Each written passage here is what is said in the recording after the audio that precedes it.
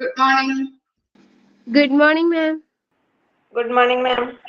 Good morning, ma'am. Good morning. Good morning, ma'am. എങ്ങനെയുണ്ടായിരുന്നു Christmas അടിച്ചു പൊളിച്ചോ?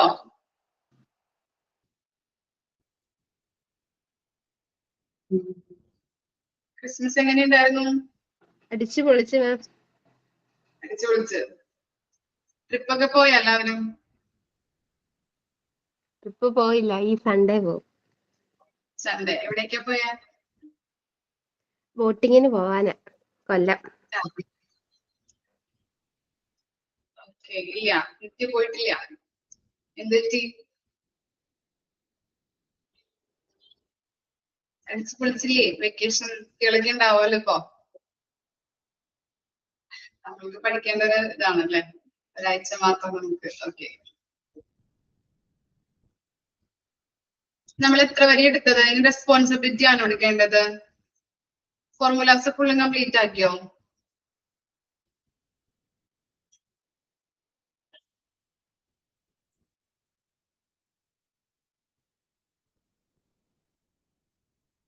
ആ 30 വരെ എടുത്തിട്ടുള്ളൂ അല്ലെ? ഓക്കെ,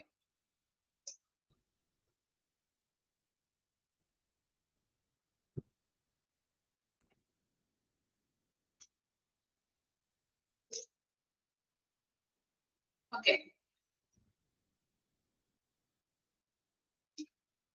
31 നോക്കാം കേട്ടോ. 31 പേജ് നമ്പർ എത്രയാണെന്ന് ജസ്റ്റ് ഒന്ന് പറഞ്ഞു കൊടുക്കാം കേട്ടോ. ഞാൻ നിങ്ങൾക്ക് കിട്ടാത്തത് ഉണ്ടെങ്കിൽ പേജ് നമ്പർ പറഞ്ഞു കൊടുക്കാം. 31 നോക്കി. Appropriate hand overs during shift change to be done separately for doctors and nurse per patient per shift. അപ്പൊ എന്താ പറയുന്നത്?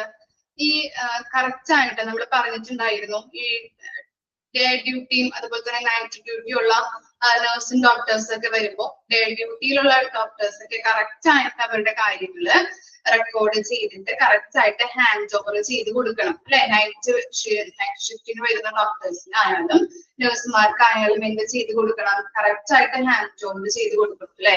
എന്നാൽ മാത്രമാണ് നൈറ്റ് ഡ്യൂട്ടിയിൽ വരുന്ന നഴ്സുമാർക്കായാലും ഡോക്ടർമാർക്കായാലും കണ്ടിന്യൂസ് ആയിട്ട് അപ്രോപ്രിയേറ്റ് ആയിട്ട് അവർക്ക് എന്താണ് കണ്ടിന്യൂസ് ആയിട്ടുള്ള കെയർ കൊടുക്കാനായിട്ട് പറ്റുള്ളൂ അല്ലെ? കറക്റ്റ് ആയിട്ട് മരുന്നുകളും കാര്യങ്ങളൊക്കെ റെക്കോർഡ് ചെയ്യാം. എത്ര ഡോസ് കൊടുത്തിട്ടുണ്ട്, ഇനി ഏതൊക്കെയാണ് കൊടുക്കേണ്ടത്, അങ്ങനെയുള്ള കാര്യങ്ങൾ റെക്കോർഡ് ചെയ്ത് കൊടുത്തിട്ട് മാത്രമാണ് അവർ പോവാനായിട്ട് പാടുള്ളൂ. അപ്പൊ കറക്റ്റ് ആയിട്ട് ഹാൻഡ് ഓവർ ചെയ്യുന്നവരുടെ റേറ്റ് ആണ് നമ്മളവിടെ കാൽക്കുലേറ്റ് ചെയ്യുന്നത്. മനസ്സിലായില്ലേ? അതിന്റെ ഫോർമുല നോക്കിയേ. Total number of handovers done appropriately divided by total number of handover opportunities into 100. Okay, എന്താ പറയുന്നത്? Total number of hand over done appropriately അല്ലെ? ഉചിതമായിട്ട് എത്ര എണ്ണമാണ് ഹാൻഡ് ഓവർ ചെയ്തിരിക്കുന്നത്, അതിന്റെ total number divided by total number of hand over opportunities. ആ hand over ചെയ്യുന്നതിനുള്ള അവസരങ്ങളുടെ ആകെ എണ്ണം ഇൻറ്റു 100.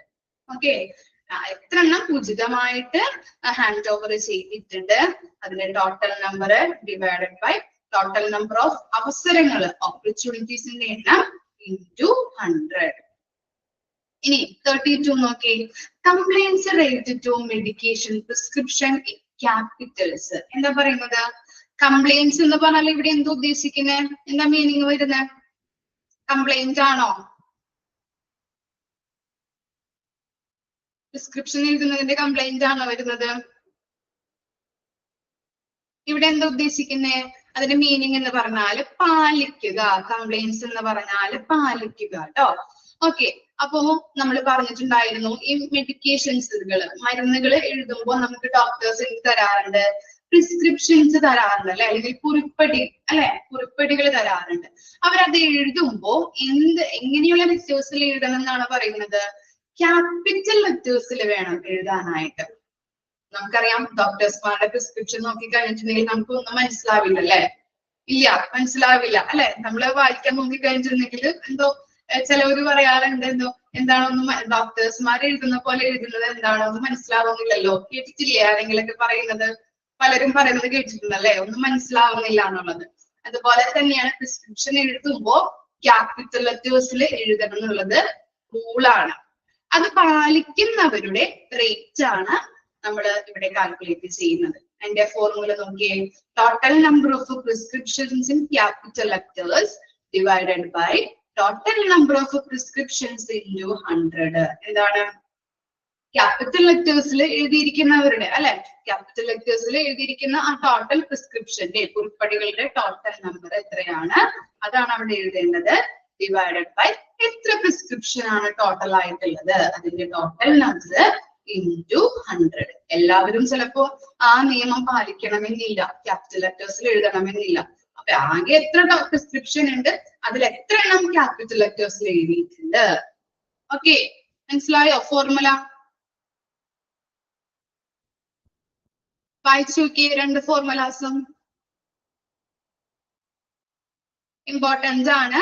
31ഉം 32ഉം മാർക്ക് ചെയ്ത് പഠിക്കാം കേട്ടോ. 31 ആൻഡ് 32 മാർക്ക് ചെയ്ത് വെക്കുക. വായിച്ചു നോക്കാം കേട്ടോ ഫോർമുലാസ്.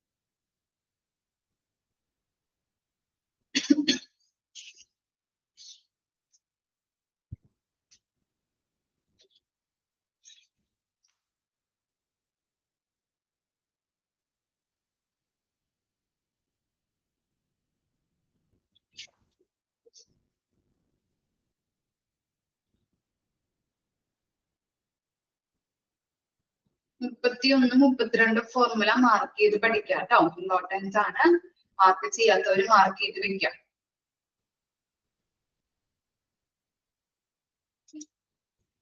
നെക്സ്റ്റ് നോക്കാം. നെക്സ്റ്റ് ഒരു ചെറിയൊരു പോർഷനും കൂടി ഉണ്ട്, അതോടുകൂടി നമ്മുടെ ഈ ചാപ്റ്റർ കംപ്ലീറ്റ് ആവുന്നുണ്ട് കേട്ടോ. ഓക്കെ, നോക്കാം.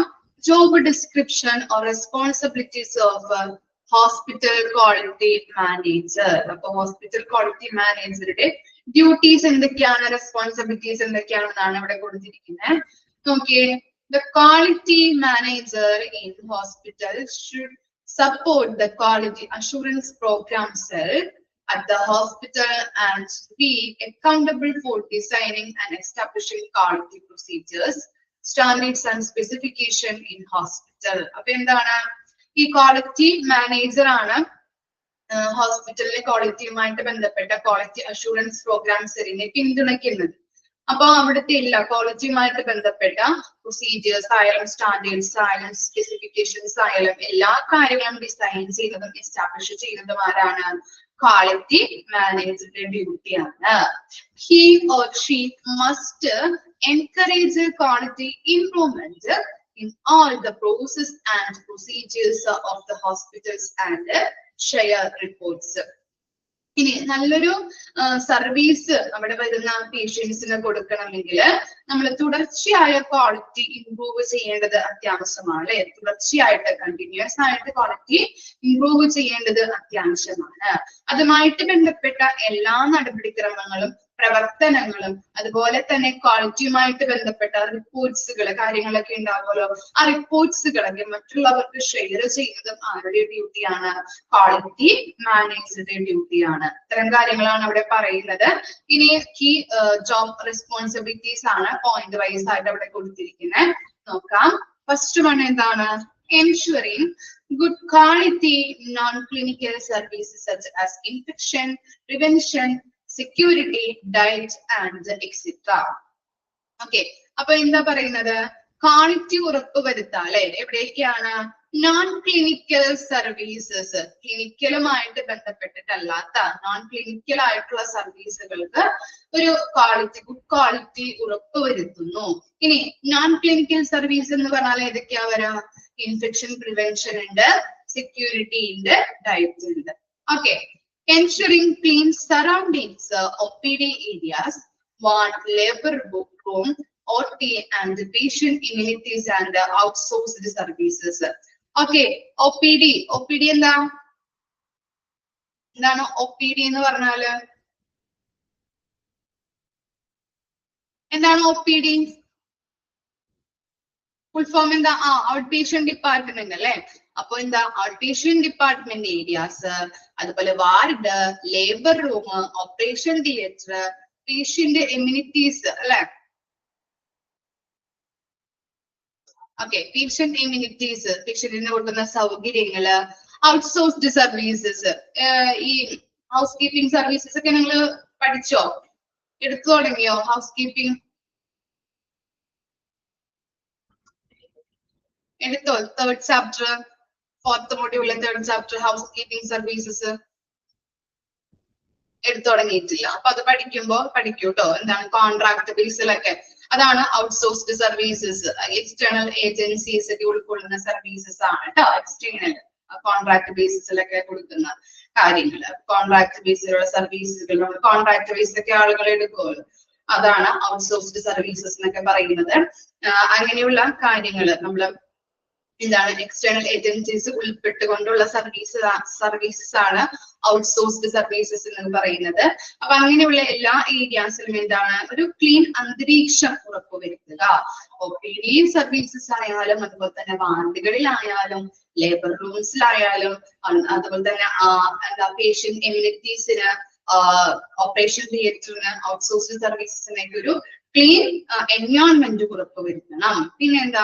Periodical evaluation of hospitals on quality check list and reach at a score for a facility.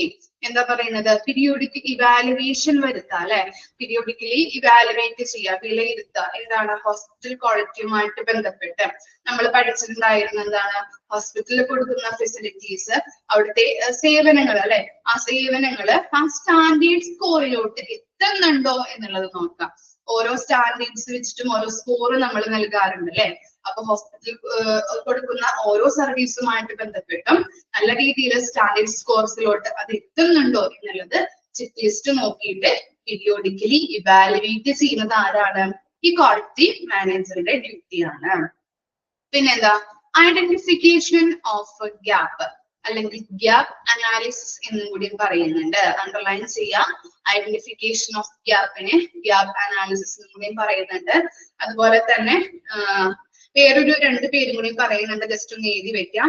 Need analysis, need analysis, need assessment. ഈ 2 പേരിലും ഐഡന്റിഫിക്കേഷൻ ഗ്യാപ്പ് അറിയുന്നുണ്ട്, അല്ലെങ്കിൽ ഗ്യാപ്പ് അനാലിസിസ് അറിയപ്പെടുന്നുണ്ട്. Need analysis or need assessment. Need analysis or need assessment. Okay. Develop an action plan under the supervision of in charge of the hospital and monitor complaints. അപ്പൊ ഈ identification gap എന്ന് പറഞ്ഞു കഴിഞ്ഞിട്ടുണ്ടെങ്കിൽ ഈ ഹോസ്പിറ്റലിലെ ആവശ്യങ്ങള് വിലയിരുത്തി അവരുടെ നിലവിലുള്ള പ്രവർത്തനങ്ങൾ എങ്ങനെയാണ്, ഓക്കെ മനസ്സിലായോ? അവിടുത്തെ ആവശ്യങ്ങൾ, ഹോസ്പിറ്റൽ ആവശ്യങ്ങൾ വിലയിരുത്തിയിട്ട് നിലവിൽ അവിടെ നടക്കുന്ന പ്രവർത്തനങ്ങൾ എങ്ങനെയാണ്, ഇനി അവിടെ വരാൻ പോകുന്ന സർവീസുകൾ എന്തൊക്കെയാണ്, പുതിയതായിട്ട് നമ്മൾ ടെക്നോളജീസ് ആയാലും പുതിയ പുതിയ സർവീസസ് ആയാലും ഹോസ്പിറ്റലുകളിൽ വരാം അല്ലെ. നമ്മൾ പഠിച്ചിട്ടുണ്ട് ഹോസ്പിറ്റലുകളിൽ എന്താണ് സ്വിഫ്റ്റ് ചേഞ്ചസ് ആണ് വരുന്നത് അല്ലെ, അതിവേഗത്തിലുള്ള ചേഞ്ചസ് ആണ് വരുന്നത്. അതുകൊണ്ട് തന്നെ ഇനി വരാൻ പോകുന്ന സർവീസസുകൾ എങ്ങനെയാണ്, ഏതൊക്കെയാണ്, അതെല്ലാം തമ്മിൽ നിലവിലുള്ളതും ഇനി വരാൻ പോകുന്നതുമായിട്ടുള്ള കാര്യങ്ങൾ നമ്മൾ കമ്പയർ ചെയ്തുകൊണ്ട് എന്ത് ചെയ്യുന്നുണ്ട്, ക്വാളിറ്റി ഇംപ്രൂവ് ചെയ്യാനായിട്ടുള്ള കാര്യങ്ങൾ ചെയ്യുന്നു. അതിനെയാണ് നമ്മൾ ഐഡന്റിഫിക്കേഷൻ ഓഫ് ഗ്യാപ്പ് എന്ന് പറയുന്നത്. ഓക്കെ, ഇനി എന്താ? Develop action plan under the supervision of incharge of the hospital and monitor complaints എന്ന് പറഞ്ഞു കഴിഞ്ഞാല് ഹോസ്പിറ്റലിലെ ക്വാളിറ്റി ഇംപ്രൂവ് ചെയ്യണമെങ്കിൽ അവിടുത്തെ ഇൻചാർജ് ആയിട്ടുള്ള വ്യക്തിയുടെ മേൽനോട്ടത്തിൽ ഒരു ആക്ഷൻ പ്ലാൻ ഡെവലപ്പ് ചെയ്യുകയും അത് കൃത്യമായിട്ട് ഹോസ്പിറ്റലിൽ പാലിക്കുന്നുണ്ടോ എന്നുള്ളത് നിരീക്ഷിക്കുകയും ചെയ്യുന്നു. മനസ്സിലായോ? ഹോസ്പിറ്റലിൽ ക്വാളിറ്റി ഇംപ്രൂവ് ചെയ്യണമെങ്കിൽ അവിടുത്തെ ഇൻചാർജ് ആയിട്ടുള്ള വ്യക്തിയുടെ മേൽനോട്ടത്തില് ആക്ഷൻ പ്ലാൻ എടുക്കുകയും അത് ഡെവലപ്പ് ചെയ്ത് അത് കൃത്യമായിട്ട് ഹോസ്പിറ്റൽസ് പാലിക്കുന്നുണ്ടോ എന്നുള്ളത് മോണിറ്റർ ചെയ്യുകയും ചെയ്യുന്നു. പിന്നെ എന്താണ്? Fifth point, facilitate conduct of meeting related to quality certification. Quality certification തരുന്ന ഏജൻസീസ് ഏതൊക്കെയാണ്? ഓർമ്മയുണ്ടോ? സർട്ടിഫിക്കേഷൻ തരുന്ന ഏജൻസീസ് നമ്മൾ പഠിച്ചല്ലോ, 2 കാര്യങ്ങൾ നമ്മൾ പഠിച്ചില്ലേ? ഓർക്കുന്നുണ്ടോ? ഏതൊക്കെയാണ് ഏജൻസീസ് ക്വാളിറ്റിയുമായിട്ട് ബന്ധപ്പെട്ട് സർട്ടിഫിക്കേഷൻ തരുന്ന ഏജൻസീസ്? മറന്നുപോയാ?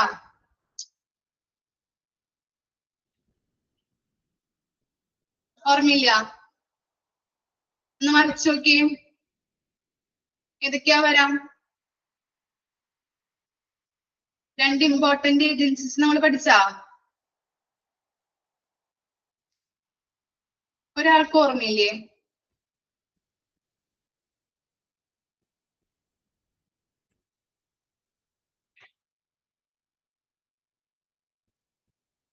ഏതാണ് ക്വാളിറ്റി സർട്ടിഫിക്കേഷൻ തരുന്ന ഏജൻസീസ്?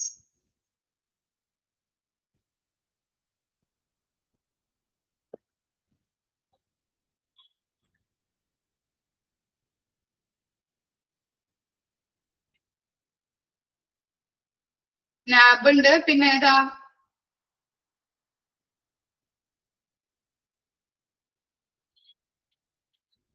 നാബും പിന്നെ ഈ ഓക്കെ JCI അല്ലേ? Okay, joint commission international. Okay, അപ്പൊ നാബ് നമ്മൾ പഠിച്ചു, അതുപോലെ തന്നെ JCI പഠിച്ചല്ലേ? ഇതൊക്കെ എന്താ? ക്വാളിറ്റി സർട്ടിഫിക്കേഷൻ തരുന്ന ഏജൻസീസ് ആണ് അല്ലെ? അപ്പം ഇവര് നമ്മൾക്ക് എന്താണ് ക്വാളിറ്റി സർട്ടിഫിക്കേഷൻ ലഭിക്കാനായിട്ട് എന്താണ് ഇവരുമായിട്ട് നമ്മൾ മീറ്റിംഗ് ഒക്കെ കണ്ടക്ട് ചെയ്യേണ്ടതായിട്ടുണ്ട്. അപ്പൊ ഓരോ മീറ്റിങ്ങിനും കാര്യങ്ങളൊക്കെ അറേഞ്ച് ചെയ്ത് എല്ലാം കോർഡിനേറ്റ് ചെയ്ത് കൊടുക്കേണ്ടത് ആരാണ്? ക്വാളിറ്റി മാനേജർ ആണ്. പിന്നെന്താ? ensuring that the hospital meets all regulatory complaints like BMW, biomedical waste management, hospital, പിന്നെ next blood bank or storage license, AERB regulations, okay, radiation license, etc.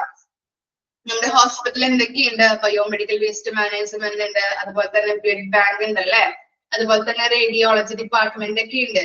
ഇവയ്ക്ക് ഓരോന്നിനും ഓരോ ലൈസൻസ് കൊടുത്തിട്ടുണ്ട്. ഇതിന് വേണ്ടിയിട്ടാണ് ഇങ്ങനെയുള്ള ബയോമെഡിക്കൽ വേസ്റ്റ് മാനേജ്മെന്റ് മാനേജ് ചെയ്യാനായിട്ടുള്ള licence ഉണ്ടാവും.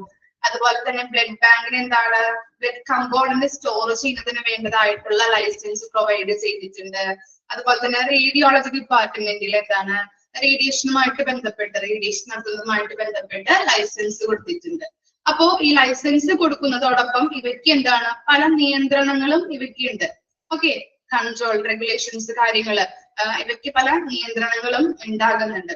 ഓക്കെ, ഓരോരുത്തർക്കും ലൈസൻസ് ഉണ്ട്, അതുപോലെ തന്നെ പല നിയന്ത്രണങ്ങളും ഉണ്ട്. ഓക്കെ, ഇപ്പൊ മുതലായ പോലുള്ള നിയന്ത്രണങ്ങള് എല്ലാ ഹോസ്പിറ്റൽസും പാലിക്കുന്നുണ്ടോ എന്നുള്ളത് ഉറപ്പുവരുത്താം. ബയോമെഡിക്കൽ വേസ്റ്റ് മാനേജ്മെന്റ്, അതുപോലെ ബ്ലഡ് ബാങ്കുമായിട്ട് ബന്ധപ്പെട്ട, അതുപോലെ തന്നെ റേഡിയോളജി ഡിപ്പാർട്ട്മെന്റുമായിട്ട് ബന്ധപ്പെട്ട പല നിയന്ത്രണങ്ങളും ഓരോ ഹോസ്പിറ്റൽസും പാലിക്കുന്നുണ്ടോ എന്നുള്ളത് ക്വാളിറ്റി മാനേജർ ഉറപ്പുവരുത്തേണ്ടതാണ്. നെക്സ്റ്റ് എന്താണ്? Keep a record of non functional devices and timeline for its repair along with the AMC for all equipments. എന്താ പറയുന്നത്? ഈ നോൺ ഫങ്ഷണൽ ആയിട്ടുള്ള ഡിവൈസസ് അല്ലെ, കറക്റ്റ് ആയിട്ട് എന്താ ഫങ്ഷൻ ചെയ്യാത്ത എക്യുപ്മെന്റ്സ് ഉണ്ടാവും, അതുപോലെ തന്നെ മെഷീൻസ് ഉണ്ടാവും. അതിനെയൊക്കെയാണ് നമ്മൾ നോൺ ഫങ്ഷണൽ ഡിവൈസസ് എന്ന് പറയുന്നത്. അപ്പൊ അതുകൊണ്ട് തന്നെ അത് എന്താണ്? നമുക്കറിയാം ഹോസ്പിറ്റലുകളിൽ എന്താണ് നിരന്തരമായിട്ട് രോഗികൾ വന്നുകൊണ്ടിരിക്കുന്ന ഒരു സ്ഥലമാണ് ഹോസ്പിറ്റൽസ് എന്ന് പറഞ്ഞാൽ അല്ലെ. അപ്പൊ അവിടുത്തെ മിഷൻസ് ആയാലും എക്യുപ്മെന്റ്സ് ആയാലും എന്താണ് കറക്റ്റ് അപ് ടു ഡേറ്റ് ആയിട്ട് പ്രവർത്തിക്കേണ്ടത് അത്യാവശ്യമാണ്. അപ്പോ ഇവിടെ പറയുന്നത് ടൈം ലൈൻ സമയബന്ധിതമായിട്ട് കറക്റ്റ് ആയിട്ട് ഏതൊക്കെയാണോ കറക്റ്റ് ആയിട്ട് പ്രവർത്തിക്കാത്ത മിഷൻസ് ഉള്ളത് അത് സമയബന്ധിതമായിട്ട് നമ്മൾ എന്ത് ചെയ്യണം, മെയിൻ്റെനൻസ് വർക്കുകൾ ചെയ്യാം, റിപ്പോർട്ടുകൾ എന്താണ് മെയിൻ്റെനൻസ് വർക്കുകൾ ചെയ്യാം. അതുപോലെ നല്ല രീതിയിൽ അത് വർക്ക് ചെയ്യുന്നുണ്ടോ എന്ന് നോക്കിയിട്ട് റിപ്പയർസും കാര്യങ്ങളൊക്കെ ചെയ്യേണ്ടത് അത്യാവശ്യമാണ്. പിന്നെ AMC എന്ന് പറഞ്ഞിട്ടുണ്ടെങ്കിൽ ആനുവൽ മെയിൻ്റെനൻസ് കോൺട്രാക്റ്റുകൾ കേട്ടോ, annual maintenance contract.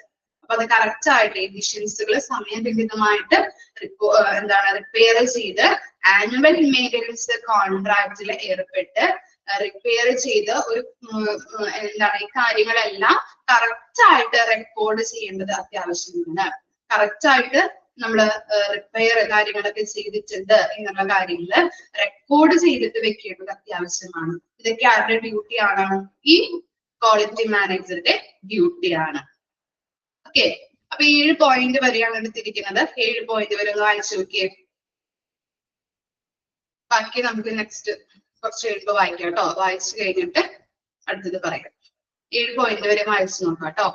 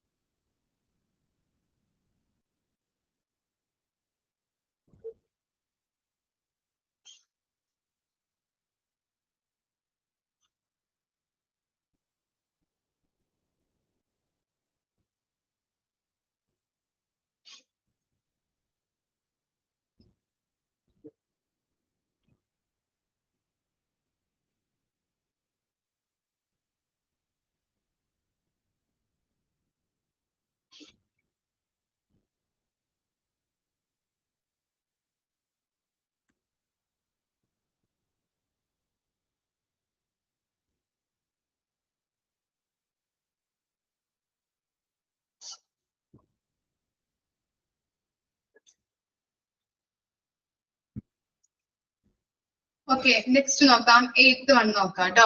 Planning and work out the modalities towards the അപ്ലിക്മെന്റ് preventive maintenance of equipments and vehicles and modernization of hospitals. എന്താണ് ഈ നമ്മുടെ മോഡേണൈസേഷൻ ഓഫ് ഹോസ്പിറ്റൽ എന്ന് പറഞ്ഞിട്ടുണ്ടെങ്കിൽ നവീകരിക്കുന്ന ഒരു സാഹചര്യം വന്നു കഴിഞ്ഞിട്ടുണ്ടെങ്കിൽ അവിടെ എങ്ങനെയാണ് എന്താണ് ഇത്ര വെഹിക്കിള്, അതുപോലെ തന്നെ വെഹിക്കിൾസിന്റെ കാര്യങ്ങള്, അതുപോലെ തന്നെ എന്താണ് എക്യുപ്മെന്റ്സ് പലതും നല്ല നമുക്ക് വാങ്ങിക്കേണ്ടതായിട്ട് അല്ലെങ്കിൽ നവീകരിക്കുമ്പോൾ അവിടെ എന്താണ് നല്ല രീതിയിൽ നമുക്ക് പ്ലാനിങ് ചെയ്യണം അല്ലെ. അതിന്റെ ഓരോ കാര്യങ്ങളും വെഹിക്കിൾസ് ആയാലും അതിന്റെ എക്യുപ്മെന്റ്സ് ആയാലും നമ്മള് പ്ലാനിങ് ചെയ്യേണ്ടതും മൊഡാലിറ്റീസ് എന്ന് പറഞ്ഞിട്ടുണ്ടെങ്കിൽ നടപടിക്രമങ്ങൾ കേട്ടോ. അതിന്റെ അപ്ലിക്മെന്റ് ഉന്നമനത്തിന് വേണ്ടിയിട്ടും അതുപോലെ തന്നെ ഹോസ്പിറ്റലിന്റെ നവീകരണവുമായിട്ട് ബന്ധപ്പെട്ടും വെഹിക്കിൾസിന്റെ ആയാലും എക്യുപ്മെന്റ്സിന്റെ ആയാലും ഓരോ കാര്യങ്ങളും പ്ലാൻ ചെയ്യാനായിട്ടും അതിന്റെ നടപടിക്രമങ്ങളൊക്കെ എടുക്കേണ്ടത് ആരാണ്? ഈ ക്വാളിറ്റി മാനേജർ ആണ്. To institute and effective grievances redressal system both for employees and patients. അപ്പൊ അവിടെ എന്താ പറയുന്നത്? എംപ്ലോയീസിനും അവിടെ വർക്ക് ചെയ്യുന്ന ആളുകൾക്കും അതുപോലെ തന്നെ അവിടെ വരുന്ന പേഷ്യൻസിനും എന്തെങ്കിലും ക്വാളിറ്റിയുമായിട്ട് ബന്ധപ്പെട്ട എന്തെങ്കിലും പരാതി പരിഭവങ്ങളൊക്കെ ഉണ്ടെങ്കിൽ അതും പരിഹരിച്ചു കൊടുക്കേണ്ടത് ആരാണ്? ക്വാളിറ്റി മാനേജറുടെ ഡ്യൂട്ടിയാണ്. Strengthen of a hospital MIS KPI and report actions taken. എന്താണ് KPI? എന്താണ് അതിന്റെ ഫുൾ ഫോം? KPI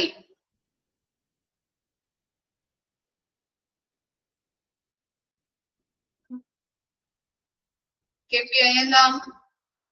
നിങ്ങൾ വായിക്കുന്നില്ലേ? വായിച്ചു നോക്കുന്നില്ലേ? അല്ലെങ്കിൽ ക്രിസ്മസ് വെക്കേഷനിലെല്ലാം പോയാ, തലേന്നെല്ലാം പോയാ? ഇപ്പൊ തന്നെ എക്സാം വരും കേട്ടോ. Key performance indicators. അതുപോലെ തന്നെ MIS എന്താ? MIS അതിന്റെ ഫുൾ ഫോം എന്താ?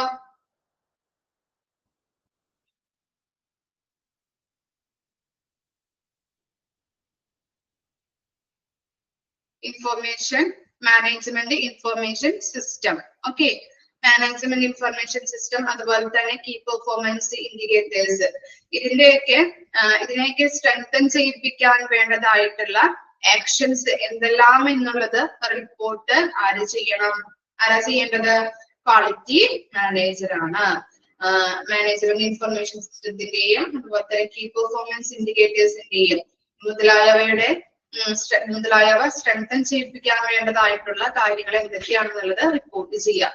Coordinator in assisting authority. എന്താണ് നമ്മൾ പറഞ്ഞു? JCI അതുപോലെ തന്നെ NAB എന്ന് പറയുന്നത് എന്താണ്? നമുക്ക് സർട്ടിഫിക്കേഷൻ തരുന്ന അധികാരികളാണ് അല്ലെ. അതുകൊണ്ട് തന്നെ അവര് നമ്മള് സർട്ടിഫിക്കേഷൻ തരുമ്പോ അവരുമായിട്ട് കുറെ നമ്മൾ മീറ്റിങ്ങുകൾ കണ്ടിട്ട് ചെയ്യണം. ഓരോ കാര്യങ്ങളും അവരുമായിട്ട് ചെയ്യേണ്ടതുണ്ട് അല്ലെ, മീറ്റിങ്ങുകള്. അതുപോലെ തന്നെ അവര് വരുമ്പോ ഓരോ കാര്യങ്ങളും കോർഡിനേറ്റ് ചെയ്ത് അവർക്ക് കൊടുക്കേണ്ടത് ആരുടെ ഡ്യൂട്ടിയാണ്? ക്വാളിറ്റി മാനേജറുടെ ഡ്യൂട്ടിയാണ്. Ensure the employees education on quality standards. അതുപോലെ തന്നെ ഈ ക്വാളിറ്റി സ്റ്റാൻഡേർഡ്സിനെ കുറിച്ചുള്ള എഡ്യൂക്കേഷൻ അല്ലെ, ഓരോ കാര്യങ്ങളും എംപ്ലോയീസിന്, അവിടെ വർക്ക് ചെയ്യുന്ന എംപ്ലോയീസിന് ഉണ്ട്, അല്ലെങ്കിൽ വർക്ക് ചെയ്യുന്ന എംപ്ലോയീസിന് പറഞ്ഞു കൊടുത്ത് അത് അവർക്ക് മനസ്സിലായി എന്നുള്ളത് ഉറപ്പുവരുത്തണം. ക്വാളിറ്റി സ്റ്റാൻഡേർഡ്സിനെ കുറിച്ച് ഉള്ള എഡ്യൂക്കേഷൻ, ഓരോ കാര്യങ്ങളും ഗൈഡൻസ് കാര്യങ്ങളൊക്കെ ഇല്ലേ, അതാണ് എഡ്യൂക്കേഷൻ കൊണ്ട് അർത്ഥമാക്കുന്നത്. അപ്പൊ അവർക്ക് ഗൈഡൻസ് കൊടുക്കാം, എംപ്ലോയീസിന് ഗൈഡൻസ് കൊടുത്ത് അവർക്ക് മനസ്സിലായിട്ടുണ്ട് എന്നുള്ളത് ഉറപ്പുവരുത്താം. പിന്നെന്താ? Responsible for framing and organise the hospital committees. അതുപോലെ തന്നെ ക്വാളിറ്റി സർവീസ് കൊടുക്കണമെങ്കിൽ അവിടെ വരുന്ന പേഷ്യൻസ് നമ്മൾ ക്വാളിറ്റി സർവീസ് കൊടുക്കണം അല്ലെ. അപ്പൊ അങ്ങനെ കൊടുക്കണമെങ്കിൽ ക്വാളിറ്റി ഉറപ്പുവരുത്താനായിട്ടും ഹോസ്പിറ്റല് പല കമ്മിറ്റികളെ രൂപീകരിച്ചിട്ടുണ്ടാവും. ഓക്കെ, അപ്പോ ക്വാളിറ്റിയുമായിട്ട് ബന്ധപ്പെട്ട കമ്മിറ്റികളെ രൂപീകരിക്കുകയും ഇങ്ങനെയുള്ള കമ്മിറ്റി രൂപീകരിക്കുന്നതും ഫ്രെയിം ചെയ്യുന്നതും ആരായിരിക്കും? ക്വാളിറ്റി മാനേജറുടെ ഡ്യൂട്ടിയാണ്. അപ്പൊ ഹോസ്പിറ്റലിൽ വരുന്ന പേഷ്യൻസിന് നല്ലൊരു ക്വാളിറ്റി സർവീസ് കൊടുക്കണമെന്നുണ്ടെങ്കിൽ അത് ഫ്രെയിം ചെയ്യാനായിട്ടും അത് ഓർഗനൈസ് ചെയ്യാനായിട്ടും ഒരു കമ്മിറ്റിയെ രൂപപ്പെടുത്തണം. അത് രൂപപ്പെടുത്തുന്നത് ആരാണ്? ക്വാളിറ്റി മാനേജറുടെ ഡ്യൂട്ടിയാണ്. ക്ലിയർ ആയോ? ഇത്തരം കാര്യങ്ങളാണ് 13 ജോബ് റെസ്പോൺസിബിലിറ്റി ഉണ്ട് ക്വാളിറ്റി മാനേജർക്ക്. അപ്പൊ അത് കറക്റ്റ് ആയിട്ട് വായിച്ച് പഠിക്കാം കേട്ടോ, ചോദിക്കാറുണ്ട്. വായിച്ചു നോക്കിയേ. ഇതോടുകൂടി നമ്മുടെ ചാപ്റ്റർ കംപ്ലീറ്റ് ആയിട്ടുണ്ട്.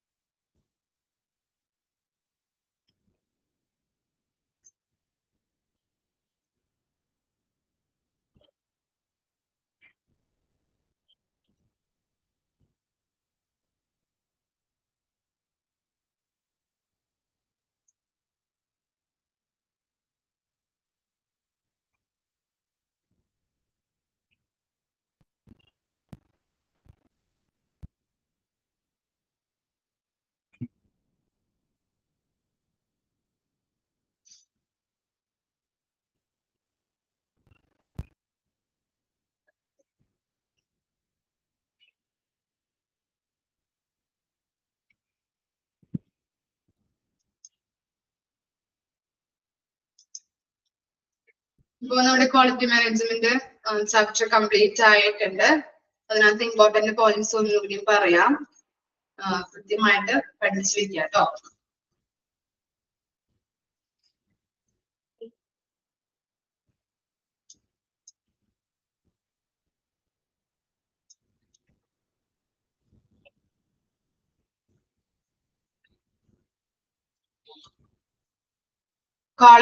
ക്വാളിറ്റി എന്താണ്, അതിന്റെ ഡിസ്ക്രൈബ് ചെയ്യുന്ന കാര്യങ്ങൾ, ക്വാളിറ്റിയെ കുറിച്ച് ഡിസ്ക്രൈബ് ചെയ്യുന്ന വേർഡ്സ് ഏതൊക്കെയാണെന്നുള്ളത് ഒന്ന് നോക്കി വെക്കുക. അതുപോലെ തന്നെ കമ്പോണൻസ് കൃത്യമായിട്ട് പഠിച്ചു വെക്കുക. 30 കമ്പോണൻസ് ആണ് എത്രണമെങ്കിൽ ഏതൊക്കെയാണെന്നുള്ളത് പഠിച്ചു വെക്കുക. അതുപോലെ എൻട്രി എന്താണ്, എൻട്രിയുടെ ഫാക്ടേഴ്സ് നമ്മൾ പഠിച്ചിട്ടുണ്ടായിരുന്നു ഒരു 3 എണ്ണം, അത് കറക്റ്റ് ആയിട്ട് പഠിച്ചു വെക്കുക. ഇഫക്റ്റീവ്നെസ്, അതുപോലെ തന്നെ ORS, അതിന്റെ ഫുൾ ഫോം, എഫിഷ്യൻസി എന്താണ്, ഫസ്റ്റ് ലൈൻ അണ്ടർലൈൻ ചെയ്യാൻ പറഞ്ഞിട്ടുണ്ടായിരുന്നു, അതൊക്കെ കറക്റ്റ് ആയിട്ട് പഠിക്കുക. ഇന്റർപേഴ്സണൽ റിലേഷൻഷിപ്പ് എന്താണെന്നുള്ളത്, എമ്യൂണിറ്റീസ് എന്താണ്, സൗകര്യങ്ങൾ ഏതൊക്കെയാണെന്നുള്ളത് എക്സാമ്പിൾസ് ഒന്ന് പഠിച്ചു വെക്കാം. അക്രഡിറ്റേഷൻ എന്താണെന്നുള്ളത്, ബെനഫിറ്റ്സ്, JCI അതിന്റെ ഫുൾ ഫോം, അത് റീഎക്സാമിൻ ചെയ്യുന്നത്, സ്റ്റാൻഡേർഡ്സ് റീഎക്സാമിൻ ചെയ്യുന്നത് എത്ര ഇയർ കൂടുമ്പോഴാണ് എന്നുള്ളത്. അതുപോലെ തന്നെ ഓരോ ഈ നമ്മള് ചാപ്റ്റേഴ്സുകൾ പഠിച്ചില്ലേ, അതിന്റെ എക്സ്പാൻഡ് ഫോംസുകൾ പഠിച്ചു വെക്കുക. ഓരോന്നിനും JCIക്ക് ആയാലും നാബിനായാലും സ്റ്റാൻഡേർഡ്സുകൾ എത്തുന്നുണ്ട്, ചാപ്റ്റേഴ്സുകൾ എത്തുന്നുണ്ട്, മെഷറബിൾ എലമെന്റ്സുകൾ എത്തുന്നുണ്ട് എന്നുള്ളതൊക്കെ ഓർത്ത് വെക്കുക കേട്ടോ.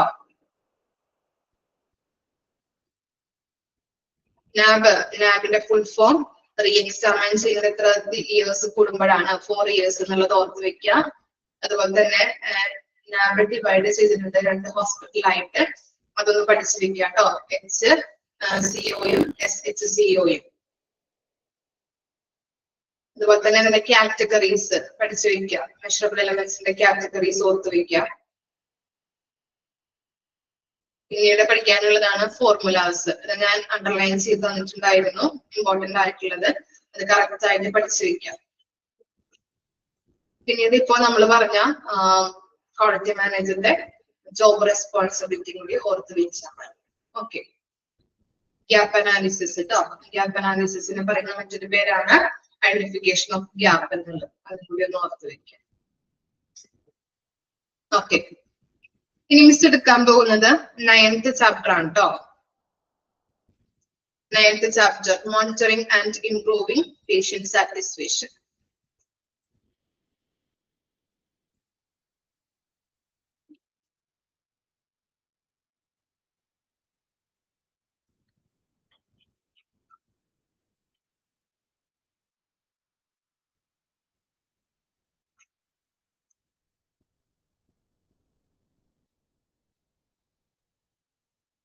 ഓക്കെ, പേജ് നമ്പർ കിട്ടിയവര് ജസ്റ്റ് ഒന്ന് പറഞ്ഞു കൊടുക്കുക കേട്ടോ. നമ്മള് ക്വാളിറ്റി മാനേജ്മെന്റ് പഠിച്ചപ്പോ ഓരോ ലൈനിലും ക്വാളിറ്റി മാനേജ്മെന്റ് അല്ലെങ്കിൽ ക്വാളിറ്റി എന്നാണ് പറയുന്നത് അല്ലെ. ഈ ചാപ്റ്റർ പഠിക്കുമ്പോഴും ഓരോ ലൈനും എന്താ, പേഷ്യന്റ് സാറ്റിസ്ഫാക്ഷൻ എന്ന് പറയുള്ളൂ. ഓക്കെ, അതാണ് ഈ ചാപ്റ്റേഴ്സിന്റെ ഒക്കെ പ്രത്യേകത. ലെങ്തി ചാപ്റ്റർ ആണ്, ചിലപ്പോ നിങ്ങൾക്ക് വായിക്കുമ്പോ അല്ലെങ്കിൽ പറയുമ്പോ ക്ലാസ് എടുക്കുമ്പോ ബോറടിക്കും. ഓക്കെ, അപ്പൊ ശ്രദ്ധിച്ചിരിക്കാം, നമുക്ക് പഠിച്ചല്ലേ പറ്റുള്ളൂ അല്ലെ. ഓക്കെ, എന്താണ് പേഷ്യന്റ് സാറ്റിസ്ഫാക്ഷൻ എന്ന് പറയുന്നത്? നമ്മൾ ഈ ഹോസ്പിറ്റൽ അഡ്മിനിസ്ട്രേഷന്റെ കോഴ്സ് പഠിക്കുമ്പോൾ തന്നെ നമ്മൾ പറയാറുണ്ട് അല്ലെ, സാറ്റിസ്ഫാക്ഷൻ അല്ലെങ്കിൽ പേഷ്യന്റ് സാറ്റിസ്ഫാക്ഷൻ എന്ന്. എന്തായിരിക്കാം പേഷ്യന്റ് സാറ്റിസ്ഫാക്ഷൻ എന്ന് പറയുമ്പോൾ എന്തായിരിക്കാം ഉദ്ദേശിക്കുന്നത്?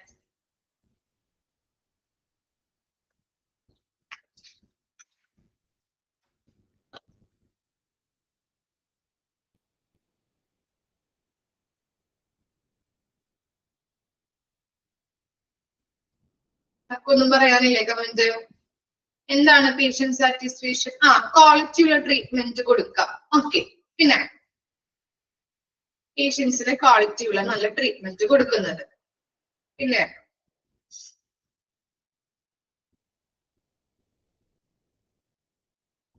ബെറ്റർ കെയർ കൊടുക്കുന്നത്, പിന്നെ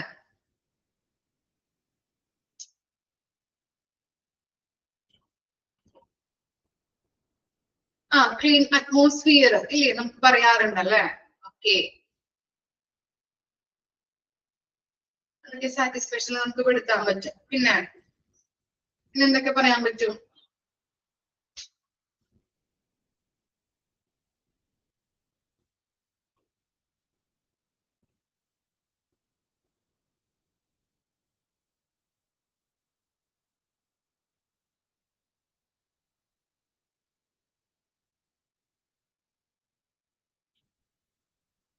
പിന്നൊന്നും പറയാനില്ലേ? ഓർത്തു നോക്കിയേ.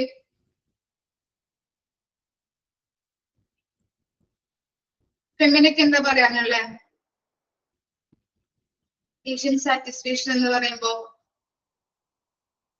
അൻവരിയ കോസ്റ്റ് കുറച്ചുകൊണ്ട് എന്താണ് നമ്മള് കെയർ പ്രൊവൈഡ് ചെയ്യുക അല്ലെ? ഓക്കെ.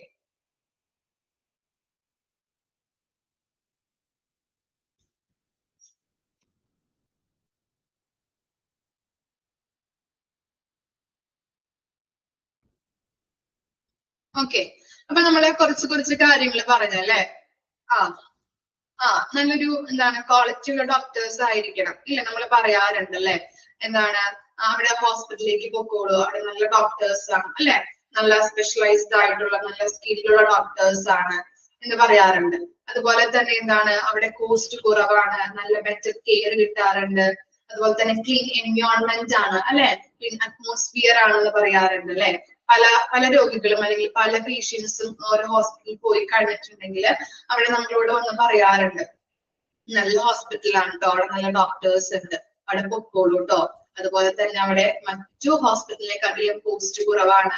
അപ്പൊ എന്താണ് സാധാരണക്കാരന് അഫോർഡബിൾ ആയിട്ടുള്ള പ്രൈസ് ആണെങ്കിൽ എല്ലാവരും ആ ഹോസ്പിറ്റലിലോട്ട് പോവാനായിട്ട് നോക്കും അല്ലെ? നമുക്കറിയാം എല്ലാവരും സാധാരണക്കാരനാണ്. അപ്പോ അത്രയും ഇപ്പോ മൾട്ടി സ്പെഷ്യാലിറ്റി സൂപ്പർ സ്പെഷ്യാലിറ്റി ഒക്കെ ഹോസ്പിറ്റലിലൊക്കെ പോയി കഴിഞ്ഞിട്ടുണ്ടെങ്കിൽ അവിടെ പൈസ കൂടുതലാവും ഇല്ലേ? ഒരു ദിവസം നമ്മൾ പോയി വന്നിട്ടുണ്ടെങ്കിൽ നമ്മൾ എന്താണ് ഒരു 15,000 അല്ലെങ്കിൽ 10,000 രൂപ കയ്യിൽ പിടിച്ചിട്ട് വേണം പോവാനായിട്ട് അല്ലെ? ബ്ലഡ് ടെസ്റ്റുകള്, ഡോക്ടറെ കാണാൻ അല്ലെ? അതുപോലെ തന്നെ രജിസ്ട്രേഷൻ ഫീ, ലാബ് ടെസ്റ്റുകൾ, എന്തെങ്കിലും സ്കാനൊക്കെ പറയുകയാണെങ്കിൽ ഒരു 15,000 രൂപ കയ്യിൽ പിടിച്ചിട്ട് വേണം പോവാൻ. കോസ്റ്റ് കൂടുതലായിരിക്കും അല്ലെ? പക്ഷെ എന്താണ് അവിടെ കൊടുക്കുന്ന കെയർ എന്ന് പറഞ്ഞാൽ നല്ല രീതിയിലുള്ള ബെറ്റർ കെയർ ആണ് കൊടുക്കുന്നത് അല്ലെ? ക്ലീൻ എൻവയോൺമെന്റ്, അതുപോലെ തന്നെ നമ്മൾ കയറി ചെല്ലുമ്പോൾ തന്നെ നമ്മളെ സ്വീകരിക്കാനായിട്ട് ആളുകൾ ഉണ്ടാകും. അതുപോലെ തന്നെ എന്താ നമുക്കിപ്പോ ആദ്യമായിട്ട് ചെല്ലുന്ന ഒരു ഹോസ്പിറ്റൽ ആണെങ്കിൽ അവിടെ നമുക്ക് കാര്യങ്ങളൊന്നും അറിയില്ല. റിസപ്ഷൻ എവിടെയാണ്, ലാബ് എവിടെയാണ്, അല്ലെങ്കിൽ ഇന്ന ഡിപ്പാർട്ട്മെന്റ് എവിടെയാണ്, അപ്പൊ അവര് നമുക്ക് പറഞ്ഞു തരാം അല്ലെ? അങ്ങോട്ട് പോയിട്ട് ലെഫ്റ്റിലോട്ട് തിരിഞ്ഞാൽ മതി, അല്ലെങ്കിൽ അവര് നമ്മളുടെ കൂടെ വന്ന് ഓരോ കാര്യങ്ങൾ കാണിച്ചു തരുന്നുണ്ട്. അതുകൊണ്ട് തന്നെയാണ് പല രോഗികളും എന്താണ് ഇങ്ങനെയുള്ള പ്രൈവറ്റ് ഹോസ്പിറ്റലുകളിൽ പോകാനായിട്ട് ഇടവരുന്നത്. ഇപ്പോ ഗവൺമെന്റ് ഹോസ്പിറ്റലും പണ്ടത്തെ പോലെയല്ല ഇപ്പൊ നോക്കിക്കഴിഞ്ഞിട്ടുണ്ടെങ്കിൽ ബെറ്റർ എന്താ ഒരു ഇംപ്രൂവ് ആയിട്ടുണ്ട് അല്ലെ? ഡോക്ടേഴ്സ് നല്ലതാണ്. അതുപോലെ തന്നെ കുറെ ഫെസിലിറ്റീസും കാര്യങ്ങളും രോഗികൾക്ക് പ്രൊവൈഡ് ചെയ്യുന്നുണ്ട്. ഒരു ക്ലീൻ എൻവയോൺമെന്റ് ആണ് അവിടെ പ്രൊവൈഡ് ചെയ്യുന്നത് അല്ലെ? ഓക്കെ, അപ്പൊ അങ്ങനെയുള്ള നല്ലൊരു സർവീസ് ആണ് ഹോസ്പിറ്റലുകളിൽ പ്രൊവൈഡ് ചെയ്യുന്നത് കൊണ്ട് എന്താണ് അവിടെ വരുന്ന രോഗികൾക്ക് സാറ്റിസ്ഫാക്ഷൻ, സംതൃപ്തിയോടെ വീട്ടിലേക്ക് തിരിച്ചു പോകാനായിട്ട് ഇടവരുന്നുണ്ട്. അപ്പൊ അതിനെയാണ് നമ്മൾ പേഷ്യന്റ് സാറ്റിസ്ഫാക്ഷൻ എന്ന് പറയുന്നത്. അവർക്ക് സാറ്റിസ്ഫാക്ഷൻ കിട്ടാനായിട്ട് നമ്മൾ എന്തൊക്കെ കാര്യങ്ങളാണ് ചെയ്യുന്നത്, എന്തൊക്കെയാണ് നമുക്ക് എവിടെയൊക്കെയാണ് എന്താ കുറവുകൾ ഉള്ളത് എന്ന് മനസ്സിലാക്കിയിട്ട് അത് ഇംപ്രൂവ് ചെയ്യാനായിട്ടാണ് നമ്മൾ ശ്രമിക്കുന്നത് അല്ലെ? അപ്പൊ അതിനൊക്കെയാണ് നമ്മൾ പേഷ്യന്റ് സാറ്റിസ്ഫാക്ഷൻ എന്ന് പറയുന്നത്. അവരോട് പെരുമാറുന്ന രീതികളിലായാലും, അതുപോലെ തന്നെ അവർക്ക് കൊടുക്കുന്ന കെയറിലായാലും, അതുപോലെ തന്നെ എന്താണ് കുറെ സ്പെഷ്യലിസ്റ്റ് ആയിട്ടുള്ള ഡോക്ടേഴ്സ് ഉണ്ടാവും. അങ്ങനെയുള്ള ഓരോ സർവീസുകൾ, ഫെസിലിറ്റീസ് കൊടുക്കുന്നതിലായാലും എന്താണ് രോഗികൾക്ക് സംതൃപ്തരാണെങ്കിൽ, നമുക്കറിയാം നമ്മൾ പറഞ്ഞിട്ടുണ്ടായിരുന്നു എന്താണ് ഈ പേഷ്യൻസ് എന്ന് പറഞ്ഞാൽ ഒരു ബെറ്റർ ആയിട്ടുള്ള ഒരു വൈറ്റൽ കീ ഫാക്ടർ ആണെന്ന് പറയാൻ പറ്റും നമുക്ക്. ഹോസ്പിറ്റലിന്റെ പേഷ്യൻസ് ഇല്ലെങ്കിൽ ഹോസ്പിറ്റൽ ഉണ്ടാവോ? ഡോക്ടേഴ്സും നഴ്സുമാരും മാത്രമാണെങ്കിൽ എന്താണ് ആ ഹോസ്പിറ്റല് നിലനിൽക്കോ? ഇല്ല. അവിടെ എന്ത് വരണം? പേഷ്യൻസ് ഉണ്ടാവണം അല്ലെ? പേഷ്യൻസ് വന്നാൽ മാത്രമാണ് നമുക്ക് എന്ത് കിട്ടുള്ളൂ? ഹോസ്പിറ്റലിന് കൊടുക്കുന്നത്, രോഗികൾക്ക് കൊടുക്കുന്നത്, ഹോസ്പിറ്റലിൽ കൊടുക്കുന്നത് സർവീസ് ആണ്. പക്ഷെ അതിന്റെ ഇന്നറായിട്ട് നമ്മൾ നോക്കിക്കഴിഞ്ഞിട്ടുണ്ടെങ്കിൽ എന്താ എല്ലായിടത്തും എന്താണ് പ്രോഫിറ്റ് ആണ് അല്ലെ അവർ ഉദ്ദേശിക്കുന്നത് അല്ലെ? ഒരു ഹോസ്പിറ്റലിനോട് മറ്റു ഹോസ്പിറ്റലിലെ കമ്പയർ ചെയ്യുമ്പോൾ നമ്മൾക്ക് എന്തൊക്കെ കൊടുക്കാൻ പറ്റും, അല്ലെങ്കിൽ എന്തൊക്കെ സർവീസുകൾ, എന്തൊക്കെ ഇന്നോവേഷൻസ് കൊണ്ടുവന്ന് നമ്മുടെ ഹോസ്പിറ്റലിലേക്ക് രോഗികളെ കൊണ്ടുവരാനായിട്ട് സാധിക്കുന്നത് എന്തിലൂടെയാണ് എന്നവർ നോക്കി നിൽക്കുകയാണ്. അല്ലെങ്കിൽ കോമ്പറ്റീഷൻ ആണല്ലേ ഓരോ ഹോസ്പിറ്റലും തമ്മില്, ഇല്ലേ? നിങ്ങൾ നോക്കിക്കഴിഞ്ഞിട്ടുണ്ടെങ്കിൽ കാണാൻ പറ്റും ഓരോ ഹോസ്പിറ്റലും ബെറ്റർ സർവീസുകള്, നല്ല രീതിയിലുള്ള എന്താ സ്പെഷ്യലിസ്റ്റ് ആയിട്ടുള്ള ഡോക്ടേഴ്സുമാരുണ്ടാവും അല്ലെ. അപ്പോ ഓരോ ഹോസ്പിറ്റലും ഇന്ന് നമുക്ക് എന്ത് ചെയ്യാൻ പറ്റും, അല്ലെങ്കിൽ രോഗികളെ കൂട്ടാനായിട്ട് എന്ത് ചെയ്യാൻ പറ്റും എന്നുള്ള രീതിയിലേക്ക് മാറിക്കൊണ്ടിരിക്കുകയാണ് ഓരോ ഹോസ്പിറ്റൽസും. പക്ഷെ എന്താണ്, രോഗികള് നല്ല രീതിയിലുള്ള സർവീസ് കൊടുക്കുന്നുണ്ട്, പക്ഷെ കോസ്റ്റ് ഇത്തിരി കൂടുതലാണ് അല്ലെ മൾട്ടി സ്പെഷ്യാലിറ്റി ഹോസ്പിറ്റലൊക്കെ നോക്കിക്കഴിഞ്ഞിട്ടുണ്ടെങ്കിൽ. പക്ഷെ എന്താണ്, അവിടെ ഒരു ദിവസം നോക്കിക്കഴിഞ്ഞിട്ടുണ്ടെങ്കിൽ എത്ര ലക്ഷക്കണക്കിന് ആളുകളാണ് വരുന്നത്, ഇല്ലേ? റിസപ്ഷനിൽ തന്നെ നമുക്ക് ഇപ്പോ ഹോസ്പിറ്റലുള്ള ആസ്റ്റർ മെഡിസിറ്റി അല്ലെങ്കിൽ റീനൈൻ മെഡിസിറ്റിയിലൊക്കെ പോയി കണ്ടിട്ടുണ്ടെങ്കിൽ റിസപ്ഷനിൽ തന്നെ ഒരു 5-6 ലൈൻ ആയിരിക്കും അല്ലെ. കമ്പ്യൂട്ടർ വെച്ചിട്ട് സ്റ്റാഫുകൾ ഇരിക്കുന്നത് കാണാം. അവിടെ നല്ല തിരക്കായിരിക്കും, ലൈൻ ക്യൂ നിന്നിട്ട് ആളുകളെ നമുക്ക് അങ്ങോട്ട് പോവാനായിട്ട് പറ്റില്ല, അത്രയും തിരക്കാണ് അവിടെ. കണ്ടിട്ടുണ്ടോ നിങ്ങള്? ഓക്കെ, അപ്പൊ അവിടെ കൊടുക്കുന്ന സർവീസ് നല്ല രീതിയിലായതുകൊണ്ടാണ് ആളുകള് അവിടേക്ക് വരുന്നത് അല്ലെ, അവർക്ക് സാറ്റിസ്ഫാക്ഷൻ കിട്ടുന്നത് കൊണ്ടാണ് അല്ലെ. ഓക്കെ, അപ്പൊ നമുക്ക് ഇൻട്രൊഡക്ഷൻ നോക്കാം കേട്ടോ.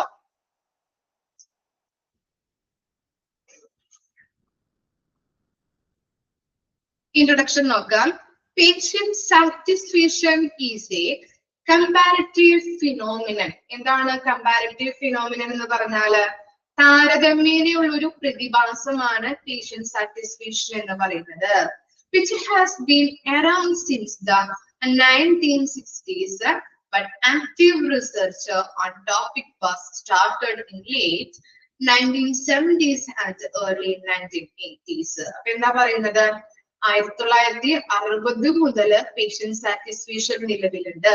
കുറെ റിസർച്ചുകൾ, ഗവേഷണം നടത്തിയിട്ട് ഈ അതിന്റെ ഒരു റിസൾട്ട് എന്ന് പറയുന്നത് എന്താണ്?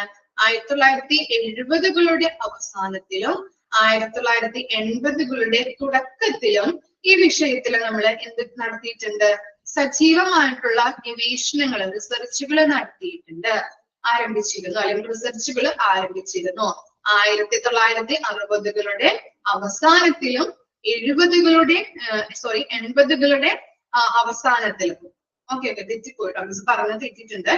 1970കളുടെ അവസാനത്തിലും 1980കളുടെ തുടക്കത്തിലും ഇതിനെ കുറിച്ച്, പേഷ്യന്റ് സാറ്റിസ്ഫാക്ഷനെ കുറിച്ചിട്ട് എന്ത് നടത്തിയിട്ടുണ്ട്? ഗവേഷണങ്ങൾ ആരംഭിച്ചിരുന്നു. അപ്പോ പേഷ്യന്റ് സാറ്റിസ്ഫാക്ഷൻ എന്ന ആ കൺസെപ്റ്റ് ആദ്യ കാലഘട്ടങ്ങളിൽ കൊടുത്തിരുന്നത് എങ്ങനെയാണ്, അല്ലെങ്കിൽ പറഞ്ഞിരുന്നത് എങ്ങനെയാണെന്ന് നോക്കിയേ. This led to the substitution of the idea of a quantity of life by a more patient-centered concept of a quality of life. എന്താണ്? ആദ്യ കാലഘട്ടങ്ങളിൽ പേഷ്യന്റ് സാറ്റിസ്ഫാക്ഷനെ കണക്കാക്കിയിരുന്നത് ക്വാണ്ടിറ്റി ഓഫ് ലൈഫ് എന്നായിരുന്നു. ക്വാണ്ടിറ്റി എന്ന് പറഞ്ഞാൽ എന്താണ്? ജീവിതത്തിന്റെ അളവ് അല്ലെ. ക്വാണ്ടിറ്റി എന്ന് പറഞ്ഞാൽ അളവാകും, അങ്ങനെയാണ് കണക്കാക്കിയിരുന്നത്. പിന്നീട് നമ്മള് കുറെ ചാപ്റ്റേഴ്സിലൊക്കെ പഠിച്ചിട്ടുണ്ട് അല്ലെ. ആദ്യം ഇൻട്രൊഡക്ഷനിലൊക്കെ നമ്മൾ പറഞ്ഞിരുന്നു രോഗികൾക്ക് ചികിത്സ കൊടുക്കാനായിട്ടുള്ള ഒരു കേന്ദ്രം മാത്രമായിരുന്നു. പിന്നീട് ഹോസ്പിറ്റൽസ് മാറി, എന്താണ്? പേഷ്യന്റ് സെന്റേർഡ്, രോഗി കേന്ദ്രീകൃതമായിട്ടുള്ള ഒരു രീതിയിലേക്ക് ഹോസ്പിറ്റൽ വന്നു. അപ്പൊ എന്തായിട്ട് വന്നു ആ കൺസെപ്റ്റ്? ക്വാണ്ടിറ്റി ഓഫ് ലൈഫ് എന്നുള്ളത് ക്വാളിറ്റി ഓഫ് ലൈഫിലേക്ക് വന്നു. മനസ്സിലായോ? ക്വാളിറ്റി ഓഫ് ലൈഫ് എന്ന് പറഞ്ഞാൽ എന്താണ്? ജീവിത നിലവാരം.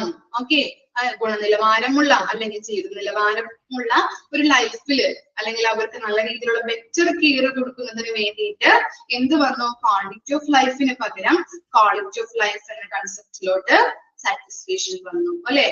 മനസ്സിലായോ? അപ്പൊ എന്താണ് പറഞ്ഞത്? പേഷ്യന്റ് സാറ്റിസ്ഫാക്ഷൻ എന്ന് പറയുന്നത് താരതമ്യമുള്ള ഒരു പ്രതിഭാസമാണ്. 1960 മുതൽ ഈ പേഷ്യന്റ് സാറ്റിസ്ഫാക്ഷൻ നിലവിലുണ്ട്. 1970കളുടെ അവസാനത്തിലും 80കളുടെ തുടക്കത്തിലും ഈ പേഷ്യന്റ് സാറ്റിസ്ഫാക്ഷനില് കുറെ ഗവേഷണങ്ങൾ നടത്തി. ആ കൺസെപ്റ്റ്, ഫസ്റ്റ് കൺസെപ്റ്റ് എന്തായിരുന്നു? ക്വാണ്ടിറ്റി ഓഫ് ലൈഫ് ആയിരുന്നു. പിന്നീട് പേഷ്യന്റ് സെന്റേർഡ് കൺസെപ്റ്റിലോട്ട് വന്നു അല്ലെ ഹോസ്പിറ്റൽസ്. പിന്നീട് എന്തായിട്ട് വന്നു? അത് ക്വാളിറ്റി ഓഫ് ലൈഫ് എന്ന നിലയിലോട്ട് വന്നു. ഓക്കെ, ക്ലിയർ ആണോ? Patient satisfaction incorporates the patient's perceived requirements, his expectations from the health systems, and experience of both care. അപ്പൊ ഹെൽത്ത് കെയർ അപ്പൊ ഇവിടെ എന്താ പറയുന്നത്, patient satisfaction incorporates, patient satisfaction include ചെയ്യുന്ന കാര്യങ്ങളാണ് 3 രീതിയിലാണ് അവിടെ കൊടുത്തിരിക്കുന്നത്. ഫസ്റ്റ് വൺ എന്ന് പറയുന്നത് പേഷ്യൻസ് പെർസീവ്ഡ് റിക്വയർമെന്റ്സ്. എന്താണ് പേഷ്യൻസിന്റെ ആവശ്യങ്ങൾ അല്ലെ, റിക്വയർമെന്റ്സ് എന്ന് പറഞ്ഞാല് ആവശ്യകതകള്. ഇനി അതുപോലെ തന്നെ his expectations from the health system അല്ലെ, ഹെൽത്ത് സിസ്റ്റത്തെ കുറിച്ചുള്ള അവന്റെ പ്രതീക്ഷകള്.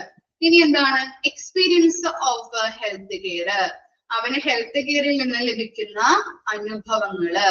ഇതൊക്കെയാണ് പേഷ്യന്റ് സാറ്റിസ്ഫാക്ഷനിൽ ഉൾക്കൊള്ളുന്നത്. മനസ്സിലായോ? എക്സ്പീരിയൻസ് ഉണ്ട്, എക്സ്പെക്ടേഷൻസ് ഉണ്ട്, റിക്വയർമെന്റ്സ് ഉണ്ട്. ഓക്കെ, ആവശ്യകതകള് നമ്മൾ പറഞ്ഞിട്ടുണ്ടല്ലേ, അവന്റെ ആവശ്യങ്ങൾ മനസ്സിലാക്കിയിട്ട് അവന് കെയർ കൊടുക്കേണ്ടത്. അതുപോലെ തന്നെ അവന്റെ പ്രതീക്ഷകൾ അല്ലെ, ഒരു ഹോസ്പിറ്റലിലോട്ട് വരുമ്പോ അവൻ എക്സ്പെക്ട് ചെയ്യുന്ന കാര്യങ്ങള്. അതുപോലെ തന്നെ ഹെൽത്ത് കെയർ കിട്ടിക്കഴിഞ്ഞിട്ട് അവൻ എങ്ങനെയാണ് അവന്റെ അനുഭവം എന്നുള്ളത്. ഇതൊക്കെയാണ് പേഷ്യന്റ് സാറ്റിസ്ഫാക്ഷനിൽ ഉൾക്കൊള്ളുന്നത്. ക്ലിയർ ആയില്ലേ? This multi-dimensional concept consists of both medical and non-medical aspect of health care. നമ്മൾ പറഞ്ഞു എന്താണ് മൾട്ടി ഡയമെൻഷണൽ കൺസെപ്റ്റ് എന്ന് പറഞ്ഞാൽ നമ്മൾ മുൻപ് പറഞ്ഞിരിക്കുന്ന 3 കാര്യങ്ങൾ അതാണ് അവിടെ കൊടുത്തിരിക്കുന്നത്. എന്തൊക്കെയാണ് റിക്വയർമെന്റ്സ് നമ്മൾ പറഞ്ഞു, എക്സ്പെക്ടേഷൻസ് പറഞ്ഞു, എക്സ്പീരിയൻസ് പറഞ്ഞു അല്ലെ. അങ്ങനെയുള്ള കൺസെപ്റ്റിൽ ഉൾക്കൊള്ളുന്നത് എന്തൊക്കെയാണ്? Both medical and non medical aspect of health care. Medical എന്ന് പറഞ്ഞു കഴിഞ്ഞിട്ടുണ്ടെങ്കിൽ ചികിത്സാപരമായിട്ടുള്ള കാര്യങ്ങള്. നോൺ മെഡിക്കൽ എന്തൊക്കെയായിരിക്കാം നോൺ മെഡിക്കൽ ആസ്പെക്റ്റിൽ വരുന്നത്? എന്തൊക്കെയാവാം?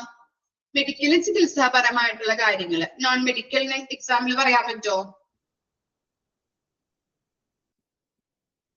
Non medical aspect house keeping, very good.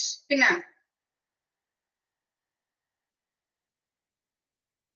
Administration area, അതുപോലെ തന്നെ എന്താ ക്യാൻറ്റീൻ അല്ലെ, പറയാൻ പറ്റും. Okay, diet. ഓക്കെ, അപ്പൊ അങ്ങനെയുള്ള കാര്യങ്ങളാണ് വരുന്നത്.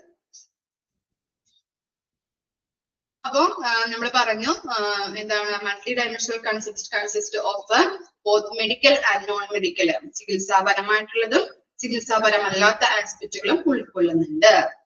ക്ലിയർ ആയോ? ഫസ്റ്റ് പാരഗ്രാഫ് ഒന്ന് വായിച്ചു നോക്കിയേ. ആ ഇയേഴ്സുകളൊക്കെ ഒന്ന് ജസ്റ്റ് ഒന്ന് മനസ്സിലാക്കി വെക്കുക കേട്ടോ. അതുപോലെ തന്നെ ആ quantity of life, quality of life എന്നുള്ളത് ഒന്ന് അണ്ടർലൈൻ ചെയ്യാം.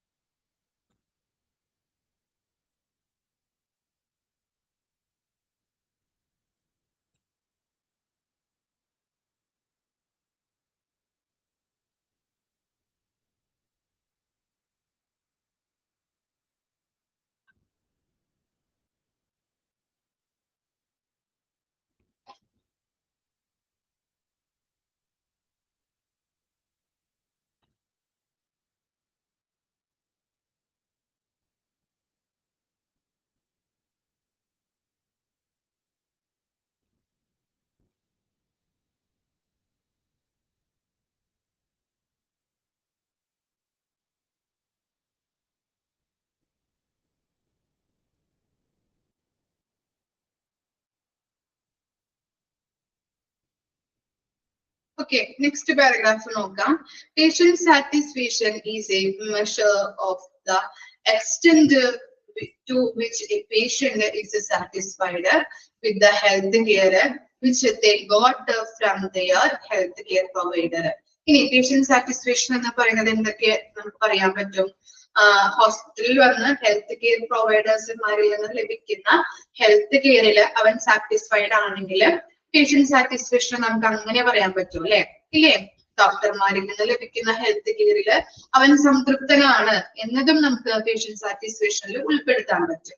Patient satisfaction is concerned with how patient access the quality of their healthcare experience. ഇനി എന്താണ് ഹോസ്പിറ്റലിൽ വന്ന് നല്ല രീതിയിലുള്ള ഒരു അനുഭവം ഹെൽത്ത് കെയർ എക്സ്പീരിയൻസ് ആണ് അവന് ലഭിക്കുന്നതെങ്കിൽ നമുക്ക് പേഷ്യന്റ് സാറ്റിസ്ഫാക്ഷൻ പറയാൻ പറ്റും ഇല്ലേ? ഹെൽത്ത് കെയർ പ്രൊവൈഡർമാരിൽ നിന്ന് ലഭിക്കുന്ന നല്ല രീതിയിലുള്ള ഹെൽത്ത് കെയർ ആണെങ്കിൽ അവൻ സാറ്റിസ്ഫൈഡ് ആണെങ്കിൽ അതിനെ നമുക്ക് പേഷ്യന്റ് സാറ്റിസ്ഫാക്ഷൻ എന്ന് പറയാൻ പറ്റും. പിന്നെ ഹെൽത്ത് കെയറിൽ നിന്ന് ലഭിക്കുന്ന നല്ലൊരു അനുഭവമാണെങ്കിൽ അതിനെയും നമുക്ക് പേഷ്യന്റ് സാറ്റിസ്ഫാക്ഷനിൽ നമുക്ക് ഉൾപ്പെടുത്താനായിട്ട് സാധിക്കുന്നുണ്ട്. It is increasingly being evaluated in surveys of healthcare settings as a maker of a quality of care, together with other dimensions of a quality like access, relevance to requirements, effectiveness and efficiency. അതുപോലെ തന്നെ സർവേകൾ conduct ചെയ്യുമ്പോൾ സർവേസിലൂടെ അല്ലെ patient satisfaction സർവേക്ക് നമ്മൾ അടുത്ത പാരഗ്രാഫിൽ പഠിക്കുന്നുണ്ട്. അത് തന്നെയാണ് അവിടെ പറയുന്നത്. സർവേസിലൂടെയൊക്കെ നമ്മൾ കണ്ടക്ട് ചെയ്ത് രോഗികളോട് ഓരോ കാര്യങ്ങളൊക്കെ ചോദിച്ച് മനസ്സിലാക്കി അവര് സാറ്റിസ്ഫൈഡ് ആണോ അല്ലെങ്കിൽ അവരുടെ ഫീഡ്ബാക്ക് അനുസരിച്ചിട്ട് അവര് സാറ്റിസ്ഫൈഡ് ആണോ എന്നുള്ളത് നമുക്ക് വിലയിരുത്താനായിട്ട് പറ്റും അല്ലെ. അപ്പോ ഹോസ്പിറ്റലിൽ കൊടുക്കുന്ന ആ ആരോഗ്യ സംരക്ഷണ ക്രമീകരണങ്ങളിലെ പ്രവർത്തനങ്ങള് സർവീസിലൂടെ കൂടുതലായിട്ട് നമുക്ക് വിലയിരുത്താനായിട്ട് സാധിക്കുന്നുണ്ട്. എന്തെങ്കിലും ഇംപ്രൂവ്മെന്റ്സ് വേണ്ടതായിട്ടുണ്ടോ, ഇനി എന്തെങ്കിലും എവിടേക്കെങ്കിലും പാകപ്പിഴകളുണ്ടോ എന്നുള്ളത് സർവീസിലൂടെ ഐഡന്റിഫൈ ചെയ്ത് നമുക്ക് ഹോസ്പിറ്റൽസില് ആളുകൾക്ക് അല്ലെങ്കിൽ മേലധികാരികൾക്ക് അത് മനസ്സിലാക്കാനായിട്ട് സാധിക്കുന്നുണ്ട് സർവീസിലൂടെയൊക്കെ. അപ്പൊ എന്താണ് അത് ഐഡന്റിഫൈ ചെയ്ത് അവിടെയൊക്കെ നമുക്ക് ഇംപ്രൂവ്മെന്റ്സ് വരുത്താനായിട്ട് സാധിക്കുന്നു. അപ്പൊ സർവേയിലൂടെയും നമുക്ക് അവര് സാറ്റിസ്ഫൈഡ് ആണോ എന്നുള്ളത് അറിയാൻ പറ്റുന്നുണ്ട്. അതുപോലെ തന്നെ അവന് എക്സ്പീരിയൻസ് ലഭിക്കുന്നതിലൂടെ നല്ല രീതിയിലുള്ള എക്സ്പീരിയൻസ് ആണെങ്കിൽ അതിനെ നമുക്ക് സാറ്റിസ്ഫാക്ഷൻ എന്ന് പറയാൻ പറ്റും. അതുപോലെ തന്നെ ഹെൽത്ത് കെയർ പ്രൊവൈഡേഴ്സ്മാര് നൽകുന്ന ഹെൽത്ത് കെയറിൽ അവൻ സാറ്റിസ്ഫൈഡ് ആണെങ്കിൽ അതിനെയും പേഷ്യന്റ് സാറ്റിസ്ഫാക്ഷൻ എന്ന് പറയാനായിട്ട് പറ്റും. ഓക്കെ,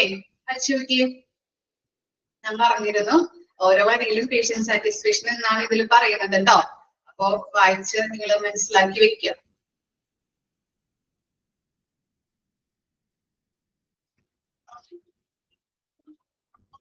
ഇത്രയും എടുക്കുന്നുള്ളൂ മിസ്. ബാക്കി നെക്സ്റ്റ് ക്ലാസ്സിൽ എടുക്കാം. എന്തെങ്കിലും ഡൗട്ട് ഉണ്ടെങ്കിൽ ചോദിക്കാം.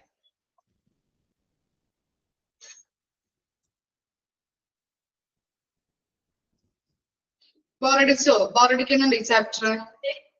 ഫസ്റ്റ് ഒരു 2 പേജ് കഴിയുമ്പോഴത്തേനും പിന്നീട് നമുക്ക് ചിലപ്പോ കുഴപ്പമുണ്ടാവില്ല. പിന്നീട് പോയിന്റ്സും കാര്യങ്ങളൊക്കെയാണ്. അപ്പോ പഠിക്കാനായിട്ട് ഇത്തിരി ഇൻട്രസ്റ്റ് തോന്നും. 2 പേജിൽ നിന്ന് കഴിഞ്ഞു കഴിഞ്ഞാല് ഇൻട്രസ്റ്റ് ആവും. പിന്നീട് ഇത്തിരി ലാസ്റ്റ് ഭാഗങ്ങളൊക്കെയാണ് ഇത്തിരി നമുക്ക് ബോറടിക്കുന്നത്.